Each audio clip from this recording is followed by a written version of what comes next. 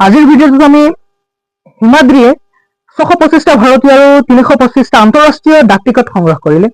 তাই এইবোৰ এক বিশেষ টোপত ৰাখি প্ৰদৰ্শন কৰিব বিচাৰে যাতে এটাও ডাক টিকট ৰৈ নাযায়। হিমাদ্ৰীয়ে সৰ্বাধিক কিমানটা টোপত ডাক টিকট প্ৰদৰ্শন কৰিছিল, এইটো আমি আজি কি কৰিম, এইটো সমাধান কৰিম। যিটো আমাক 6 নম্বৰ প্ৰশ্ন দিয়া আছে, 6 নম্বৰত দিয়া আছে যে হিমাদ্ৰীয়ে 625টা ভাৰতীয় আৰু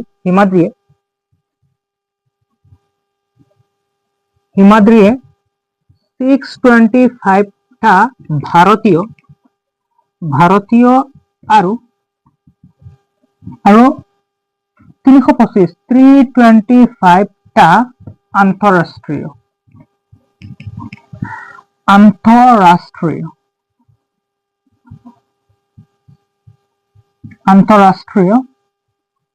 আন্তঃৰাষ্ট্ৰীয় ডাক টিকট সংগ্ৰহ কৰিলে। ডাক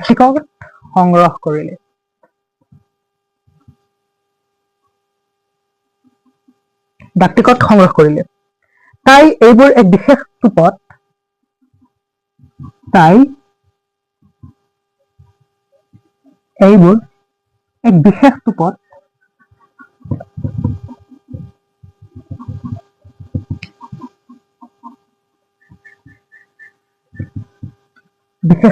ৰাখি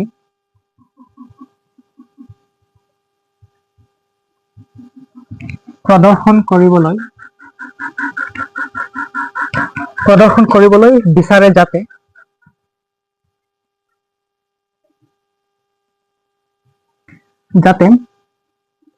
এটাও ডাক টিকট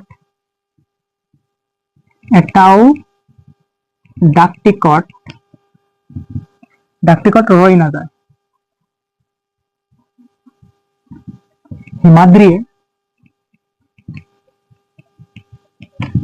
হিমাদ্ৰীয়ে সৰ্বাধিক কিমানটা টোপত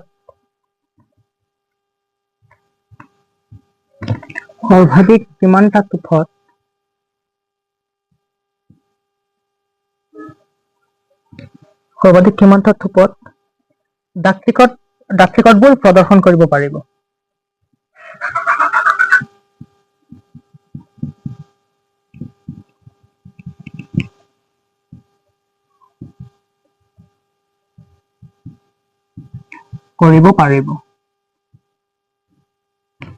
এই যিটো আমাক প্ৰশ্ন দি আছে যে হিমাদ্ৰীয়ে 625টা ভাৰতীয় আৰু 325টা আন্তঃৰাষ্ট্ৰীয় ডাক টিকট সংগ্ৰহ কৰিলে। তাই এইবোৰক একটা বিশেষ টোপত কি কৰি ৰাখি প্ৰদৰ্শন কৰিবলৈ প্ৰদৰ্শন কৰিব বিচাৰে যাতে এটাও ডাক টিকট ৰৈ নাযায়। হিমাদ্ৰীয়ে সৰ্বাধিক কিমানটা টোপত ডাক টিকটবোৰ প্ৰদৰ্শন কৰিছিল বা প্ৰদৰ্শন কৰিব পাৰিব, এইটো আমি উলিয়াব লাগে। এতিয়া আমি সমাধানত লিখিম। আমাৰ সমাধানত কি হ'ব, এই যে হিমাদ্ৰীয়ে যিটো যে 625টা ভাৰতীয় আৰু 325টা আন্তঃৰাষ্ট্ৰীয় ডাক টিকট দি আছে, এই আমি 625টা ভাৰতীয় আৰু 325টা যিকেইটা আন্তঃৰাষ্ট্ৰীয় ডাক টিকট আছে, এই ডাক টিকট 625 আৰু 325 যদি আমি গসাউ উলিয়াই লওঁ, তেনেহলে আমি পাই যাম যে হিমাদ্ৰীয়ে সৰ্বাধিক কিমানটা টোপত ডাক টিকটবোৰক কি কৰিছিল, প্ৰদৰ্শন কৰিছিল। এতিয়া আমি লিখিম 625 আৰু 325ৰ গসাউৱেই হল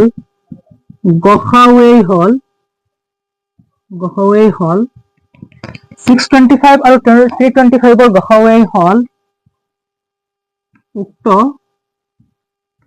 প্ৰশ্নটোৰ সৰ্বাধিক টোপত ডাক টিকট থকাৰ সংখ্যা। উক্ত প্ৰশ্নটোৰ সৰ্বাধিক টোপত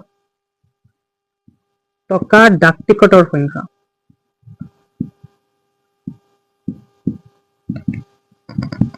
এতিয়া আমি কি কৰিম, এতিয়া 625 আৰু 325 আমি গসাউ উলিয়াম। এতেকে 625 আৰু 325ৰ গসাউ উলিয়াই পাওঁ।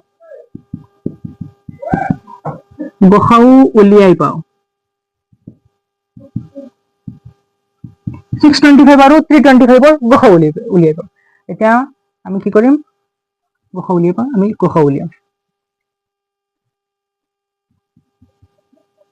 এতেকে ইয়াত কি হয়, 625 to 325 তকৈ কি হয় গ্ৰেটাৰ দেন হয়। সো 625 ইজ গ্ৰেটাৰ দেন 325 অৰ্থাৎ 325 তকৈ 625 টো কি হয় ডাঙৰ হয়। এতিয়া ইউক্লিডৰ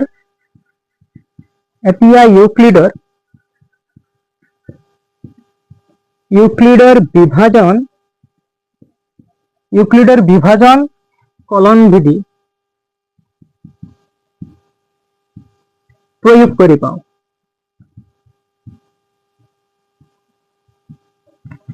ইউক্লিডেৰ বিভাজন কলন বিধিটো আমাৰ কি আছিল? আমাৰ আছিল a equal bq plus r। এই কলন বিধিটোৰ মতে আমি কি কৰিম? এইখিনিৰ গসা উলিয়াম। এতিয়া আমাৰ কি ডাঙৰটো হৈছে 625 আৰু সৰুটো হৈছে 325। আমি 325 দি 625 কি কৰিম? হৰণ কৰিম। ইয়াত আমাৰ 625 আছে, এইটোক আমি হৰণ কৰিব লাগে 325। তো 325 625 এবাৰ যাব, কাৰণ দুইবাৰ হলে বেছি হৈ যাব। 300 300 600 আৰু 25 25 50 650 হৈ যাব, যেটো আমাৰ 625 তকৈ ডাঙৰ হৈ যায়। গতিকে আমি কি কৰিম? একবাৰ দিম। তো 325 1 জাৰ 325। 5 পৰা 5 গলে আমাৰ শূন্য থাকিল, 2 পৰা 2 গলে শূন্য, 6 পৰা 3 গলে আমাৰ 300 থাকে। সো আমাৰ এবাৰ মানে হৈ যাব 625 হৈ যাব ইকুৱেল, ইয়াত হৈ যাব b means 325 into q means 1 plus r means 300। এতিয়ালৈকে আমি কি r মানটো 0 পোৱা নাই, 0 এতিয়ালৈকে আমাৰ ওলোৱা নাই। গতিকে আমি কি কৰিম? আকৌ এইবাৰ 300 দি আমি 325 হৰণ কৰিম। এইবাৰ আমি 300 দি 325 হৰণ কৰিম। তো 300 গুণ আমাৰ 300 হ'ব, ইয়াতকৈ তো বেছি নাযায়। তো 325 পৰা যদি আমাৰ 300 মাইনাস হয় তেনেহলে আমাৰ থাকিব অকল 25। এতিয়া এইবাৰ মানে হৈ গল আমাৰ 325, b means 300 into q means 1 and r means 25। যেহেতু এতিয়ালৈকে আমি 0 পোৱা নাই, গতিকে আমি আকৌ এইবাৰ 25 দি 300 হৰণ কৰিম। এইবাৰ আমি কি কৰিম? 300 25 দি হৰণ কৰিম। তো 300 যদি আমি 25 দি হৰণ কৰো, আমি 25 এগুণ 25, 25 দুগুণ 50, 25 3 গুণ 75, 25 4 গুণ কিমান হ'ব আমাৰ 100। তো 25 4টা 25 100, 8টা 25 200, 12টা 25 হলে আমাৰ 300 হৈ যাব।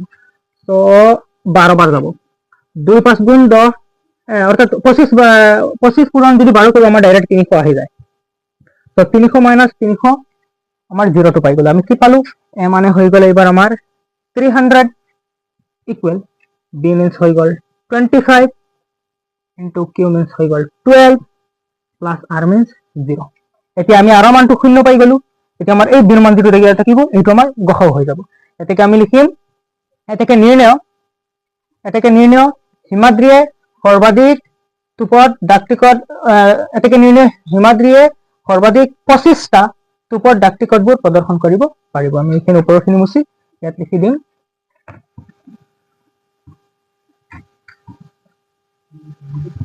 আমি ওপৰখিনি মুছি লিখিম, এটাকে নিৰ্ণয় হিমাদ্ৰিয়ে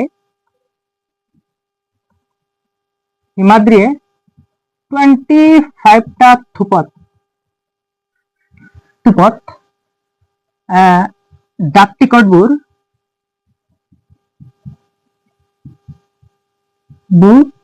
প্ৰদৰ্শন কৰিব পাৰিব। সো এইটাই হল আমাৰ এই প্ৰশ্নটোৰ উত্তৰ। যে আমি 625 আৰু 325 গসাও যিটো উলিয়াইছো, সেই গসাটোৱে হৈছে আমাৰ যে হিমাদ্ৰিয়ে কিমানটা টুপত ডাক টিকট প্ৰদৰ্শন কৰিব পাৰিব, সেইটোৱে হল আমাৰ উত্তৰ। অৰ্থাৎ আমি পালো কিমান 25টা টুপত আমি হিমাদ্ৰি কি কৰিব পাৰিব? এই ডাক টিকটবোৰক প্ৰদৰ্শন কৰিব পাৰিব। এইটো উত্তৰ ইয়াতেই সমাপ্ত, লিখি ল'ব পাৰা। এতিয়া আমি নেক্সট প্ৰশ্নলৈ আগবাঢ়িম। নেক্সট কুৱেশ্যনটো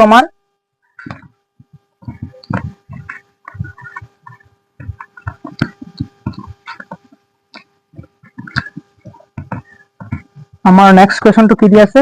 নেক্সট কুৱেশ্যনটোত দিয়া আছে দুডাল ৰছীৰ দৈৰ্ঘ্য ক্ৰমে 64 সেন্টিমিটাৰ আৰু 80 সেন্টিমিটাৰ। দুয়োডালৰ পৰা সমান দৈৰ্ঘ্যৰ দুটুকুৰা কাঠি উলিয়াব লাগে। অকণো ৰৈ নোযোৱাকৈ দুয়োডাল ৰছীৰ পৰা কাঠি উলিয়াব পৰা তেনে টুকুৰাৰ সৰ্বাধিক দৈৰ্ঘ্য কিমান হ'ব? এই প্ৰশ্নটোৰ আমি এতিয়া উত্তৰ 7 নম্বৰটো আমাৰ দিয়া আছে যে দুডাল ৰছীৰ দৈৰ্ঘ্য ক্ৰমে দুডাল ৰছীৰ দৈৰ্ঘ্যক্ৰমে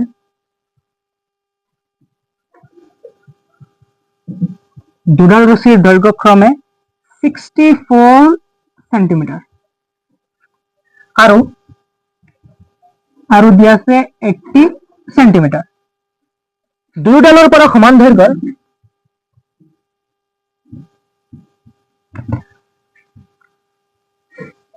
দুয়োডালৰ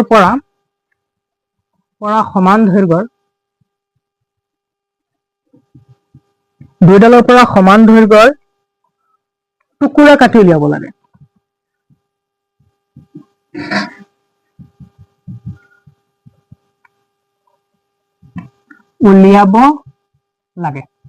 দুয়োডালৰ পৰা সমান দৈৰ্ঘ্যৰ টুকুৰা কাটি উলিয়াব লাগে। অকণো ৰৈ নোযোৱাকৈ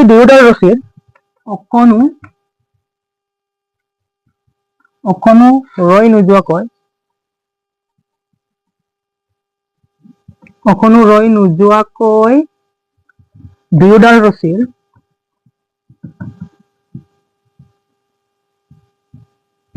দুয়োডাল ৰছীৰ পৰা কাটি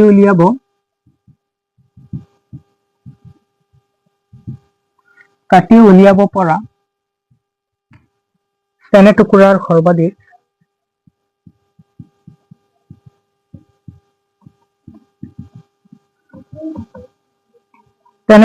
সৰ্বাধিক দৈৰ্ঘ্য কিমান হ'ব?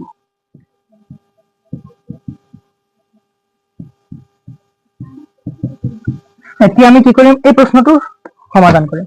যে দুডাল ৰছীৰ দৈৰ্ঘ্য আমাক দি আছে 64 সেন্টিমিটাৰ আৰু 80 সেন্টিমিটাৰ দুডাল ৰছীৰ। এই দুডাল ৰছীৰ পৰা আমি কি কৰিব লাগে, সমান দৈৰ্ঘ্যৰ দুটুকুৰা ৰছী কাটি উলিয়াব লাগে।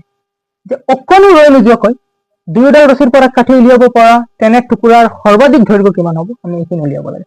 তো আমি সমাধানত লিখিম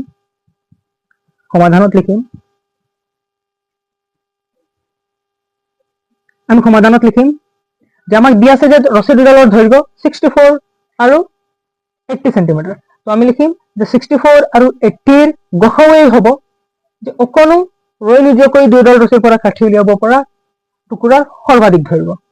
আমি লিখিম 64 আৰু 80 হ'ব, আৰু 64 সেন্টিমিটাৰ আৰু 80 সেন্টিমিটাৰ এই দুয়োটাৰ গসাউৱেই হ'ব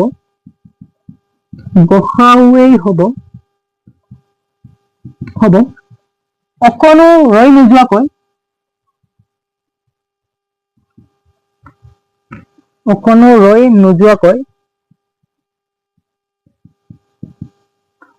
নোযোৱাকৈ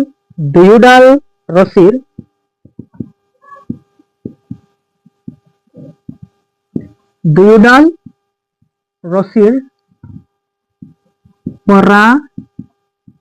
কাটি উলিয়াব পৰা টুকুৰাৰ সৰ্বাধিক দৈৰ্ঘ্য।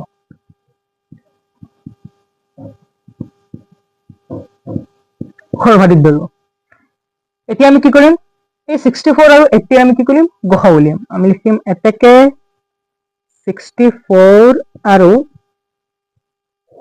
80 গসাউ উলিয়াই পাওঁ।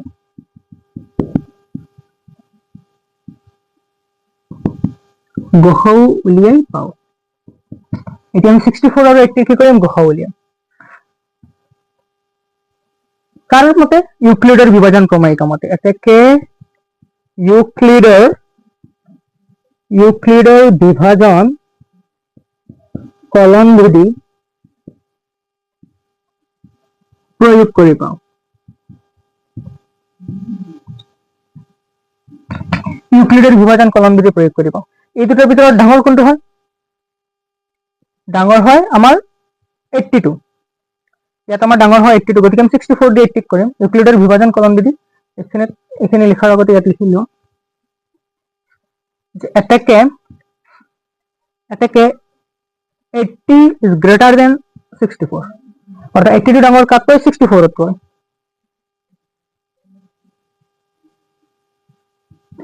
গতিকে ইউক্লিডৰ বিভাজন কলন বিধি প্ৰয়োগ কৰিব।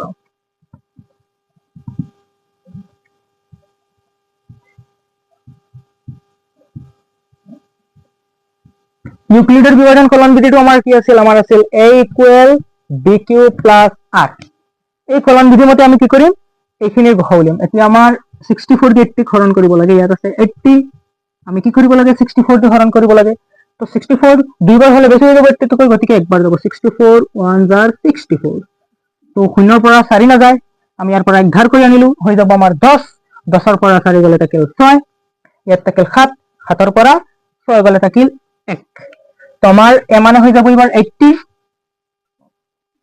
বি মানে হৈ যাব আমাৰ 64, কিউ মানে হৈ যাব আমাৰ 1 প্লাস আৰ মানে হৈ যাব আমাৰ 16। আমি যেহেতু 0 পোৱা নাই, এবাৰ আমি কি কৰিম? 16 দিয়ে আমি 64 হৰণ কৰিম।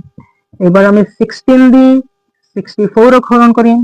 16 4 গুণ 64, অর্থাৎ 16 পূরণ 4 64 পাই যাম আমি। তো আমার 0 আহিব ইয়াত। তো এবার আমার কি হয়ে যাব? এ মানে হয়ে যাব আমার 64, B means 16 into Q means 4 plus R means 0। আমি কিমান পাই গেলো? 0 পাই গেলো। A B Q and R আমি কি পাই গেলো? 64। 64 16 4 গুণ 64, 64 পৰা 64 গলে আমি 0 পাই গেলো। এতিয়া আমাৰ আৰ মানটো যেহেতু 0 আহি গল, গতিকে এই বিৰ মান যেটো এটো হৈ যাব আমাৰ গসাউ।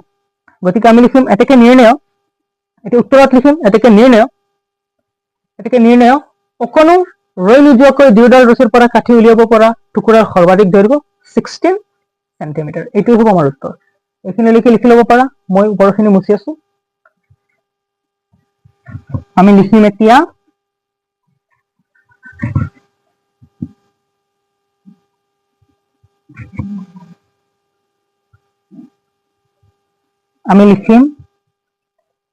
এতেকে নিৰ্ণয়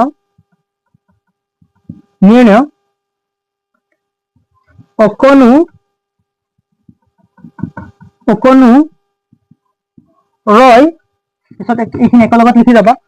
নিৰ্ণয় অকণো ৰৈ নোযোৱাকৈ দুয়োডাল ৰছীৰ পৰা কাঠি উলিয়াব পৰা টুকুৰাৰ সৰ্বাধিক দৈৰ্ঘ্য আমাৰ কিমান আহিছে?